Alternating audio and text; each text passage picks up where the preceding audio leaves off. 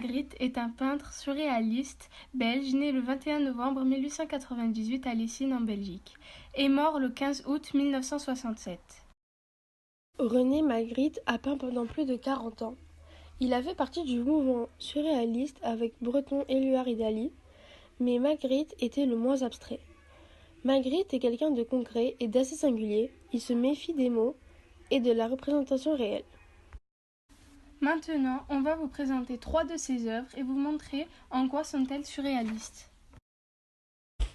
Je vais vous présenter le célèbre tableau surréaliste Le Fils de l'homme de Magritte. Ce tableau a été réalisé en 1964 et mesure 116 x 89 cm. C'est une huile sur toile. Elle est exposée au musée Magritte à Bruxelles. On voit dans cette peinture un homme neutre habillé d'un costume noir, d'une chemise blanche, d'une cravate rouge et d'un chapeau melon noir.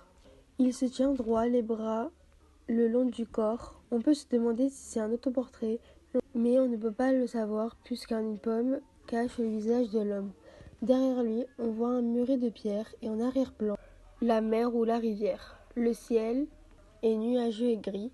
On peut s'interroger sur le décor et le rôle de la pomme pour ce tableau. L'artiste a peut-être voulu rendre un hommage à sa mère, qui, désespérée, s'était jetée dans la Sambre, et on l'avait découverte le visage recouvert de sa robe. Magritte a pu vouloir cacher le visage de l'homme avec une pomme, symboliquement comme l'expression d'une peur à regarder la mort en face.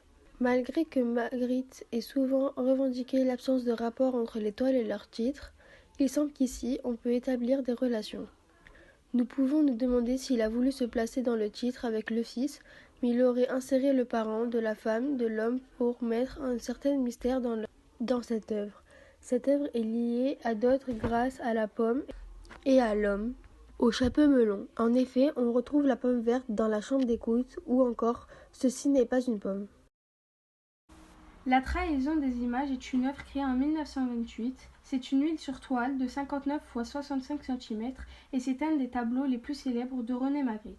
Il représente une pipe accompagnée de la légende vivante « Ceci n'est pas une pipe ». La tension la plus évidente de Magritte est de montrer que même peinte de la manière la plus réaliste qui soit, une pipe représentée dans un tableau n'est pas une pipe. Elle ne reste qu'une image de pipe qu'on ne peut ni bourrer ni fumer comme on le ferait avec une vraie pipe. Le tableau Les Amants est peint en 1928. Il fait 54 x 73 cm. C'est une peinture à l'huile qui représente un portrait. Les deux personnages sont face à face et s'embrassent. La femme se trouve à gauche du tableau et l'homme à droite du tableau. Ils prennent la majorité de la place dans le tableau. La femme est vêtue d'une robe rouge et l'homme est vêtu d'un costume. À l'arrière-plan, le décor est simple, constitué d'un mur, d'un plafond et d'une corniche. Sur le mur du fond est représenté un ciel orageux, ce qui renforce l'étrangeté du tableau. L'éclairage est froid et contrasté.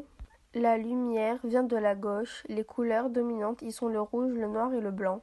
Le mur rouge rappelle la robe de la femme et le plafond, la peau de la femme.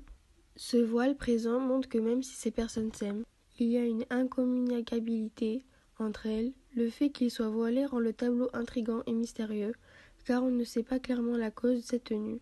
Le fait qu'il soit voilé les met en valeur, car on n'en sait pas la cause.